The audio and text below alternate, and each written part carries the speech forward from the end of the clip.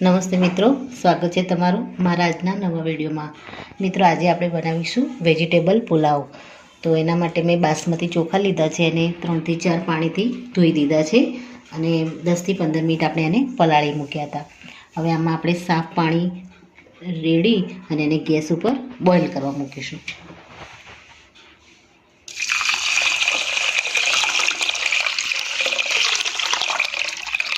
હવે આને આપણે મીઠું અને સહેજ તેલ નાખી અને આપણે આને 70% જેટલા આપણે એને બોઇલ કરવાના છે।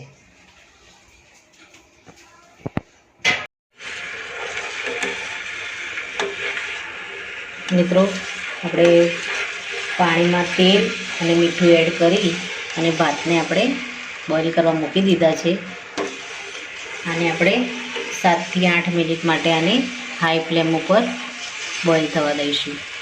ત્યારબાદ આને કાણાવાળા વાસણમાં કાઢી અને પછી એને ઠંડા થવા દઈશું।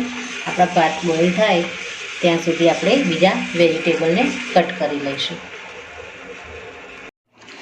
મિત્રો, આપણા ભાત બોઇલ થાય ત્યાં સુધી આપણે વેજીટેબલને કટ કરી લઈશું।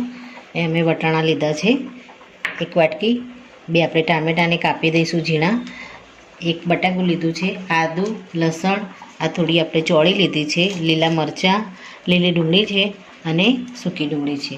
આ બધાને આપણે તો પહેલાં સમારી અને સારી રીતે ધોઈ લઈશું। મિત્રો, આપણા બધા જ વેજીટેબલ કટ થઈ ગયા છે। હવે આપણે પુલાવને વઘારવાની શરૂઆત કરીશું। મિત્રો, આપણે સૌ પહેલાં તો તેલ એડ કરી દઈશું।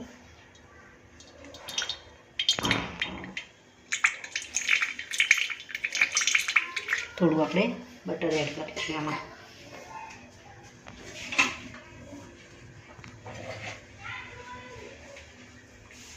આટલું આપણે બટર નાખીશું।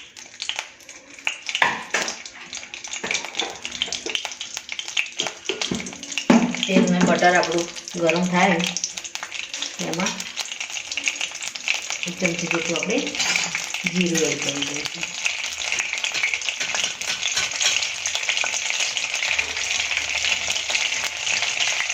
ચમચી આપણે જીરું નાખી દઈશું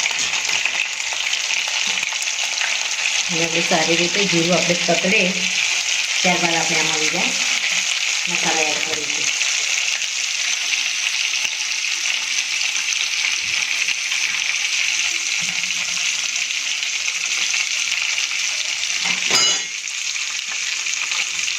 મિત્રો, આપણું જીરું કલર ચેન્જ થઈ ગયો છે આપણે જીરાનો, આપણે આમાં લસણ એડ કરી દઈશું અને આદુ એડ કરી દઈશું। ત્યારબાદ બટેકાને આપણે સૌ પહેલાં આમાં એડ કરીશું। બટેકાને ચડતા થોડી વાર લાગે છે એટલે સૌ પહેલાં આપણે બટેકાને આમાં એડ કરી અને એને થોડી વાર માટે સાંતળી લઈશું। એમાં આપણે મીઠું એડ કરી દઈશું।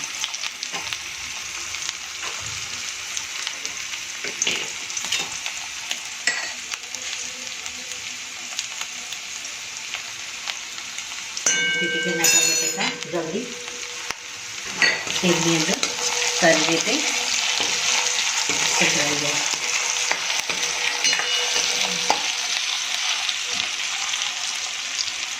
ગેસને આપણે ફૂલ જ રાખીશું।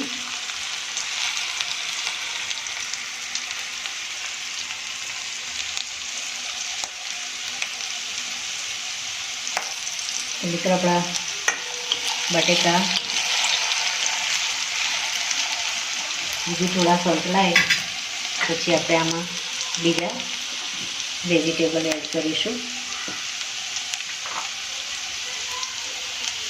અને આમાં આપણે મરચાં એડ કરી દઈશું લીલા।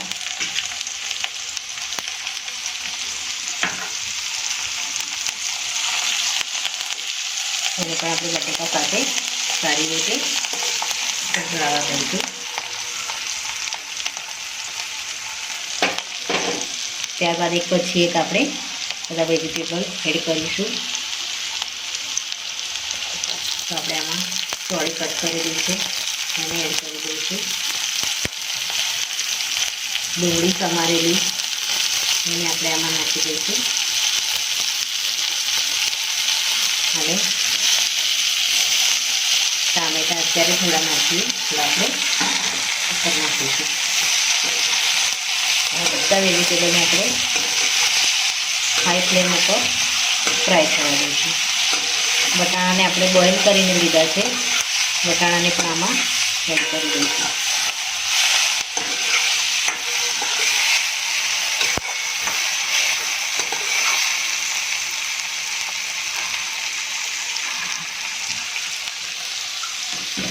આપણે આમાં વટાણાને પણ એડ કરી દઈશું.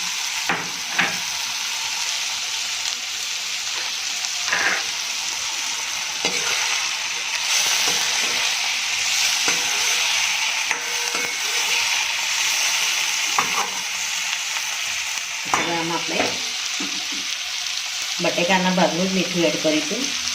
આપણે બીજા વેજીટેબલ એડ કરે એટલે આપણે થોડું એના ભાગનું મીઠું એડ કરીશું. વેજીટેબલને અત્યારે સારી રીતે આપણે ખાલી તેલમાં જ આપણે ફ્રાય થવા દઈશું.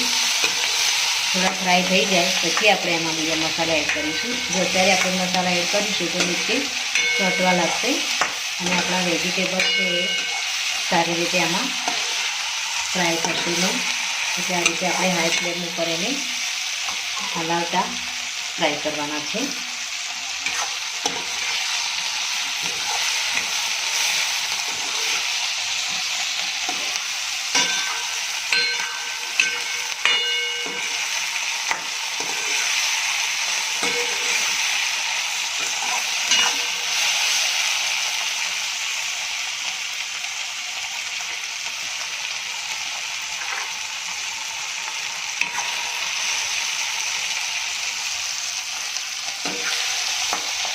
મિત્રો પુલાવ એક એવું પુલાવમાં આપણે કોઈ પણ વસ્તુ આપણને ના ભાવતી હોય એ કોઈ પણ વેજીટેબલ આપણે આમાં એડ કરીએ તો એનો ટેસ્ટ ખૂબ જ સારો જ આવે છે અને ના ભાવતી વસ્તુ પણ આમાં આપણે ખાઈ શકીએ છીએ.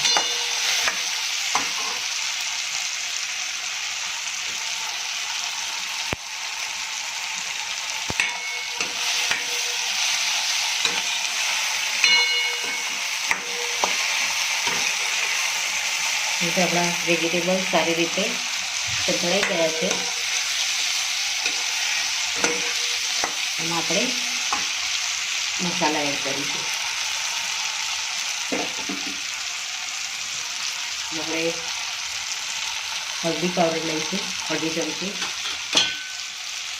ધાણા જીરું પાવડર લઈશું અડધી ચમચી, ગરમ મસાલો આપણે એડ કરીશું આમાં અડધી ચમચી અને મરચું આપણે મીડિયમ તીખું લઈશું 10 ચમચી જેટલું. હવે આ મસાલાને આપણે સારી રીતે હલાવીશું અને ગેસને આપણે હવે મીડિયમ કરી દઈશું.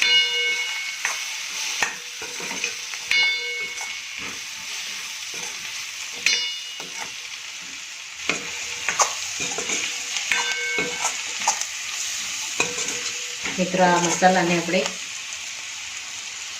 2 મિનિટ માટે ઢાંકી અને કૂક થવા દઈશું.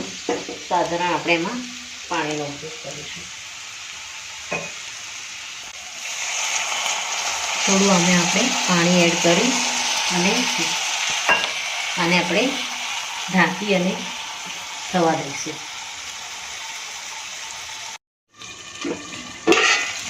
તો મિત્રો આપણા વેજીટેબલ એકદમ રેડી થઈ ગયા છે.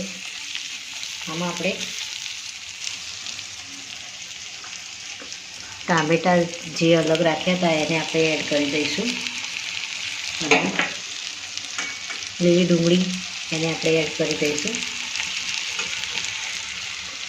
અને ભાત આપણા રેડી થઈ ગયેલા હતા એને પણ આપણે આમાં એડ કરી દઈશું.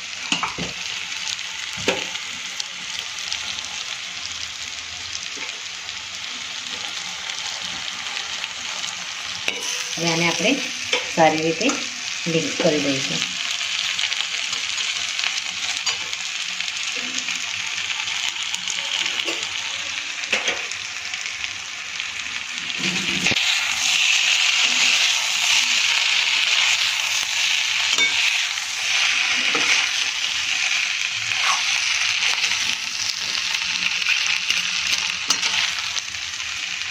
મિત્રો હવે આને બધા જ વેજીટેબલ સાથે સારી રીતે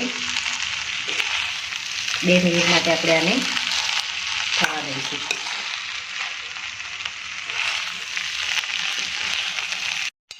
મિત્રો આપણે હવે ઉપર લાસ્ટમાં પુલાવ મસાલો આપણે એડ કરી દઈશું.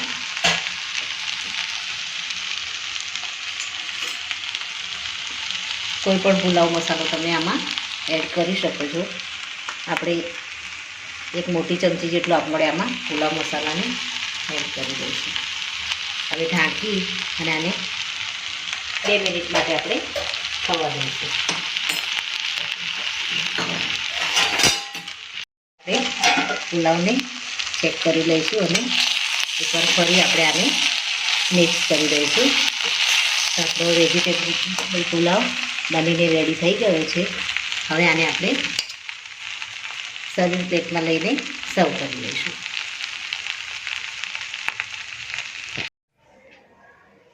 તો મિત્રો રેડી છે આપણો સૌનો મનપસંદ વેજીટેબલ પુલાવ. આને આપણે કોથમીર નાખી અને એને ગાર્નિશ કરી દઈશું. તો મિત્રો મારો આ સાથે વિડીયો પૂરો થાય છે. જો મારો આ વિડીયો તમને ગમ્યો હોય તો લાઈક કરજો, શેર કરજો અને તમારી ચેનલ દેશી સ્પૂનને સબસ્ક્રાઈબ જરૂરથી કરજો.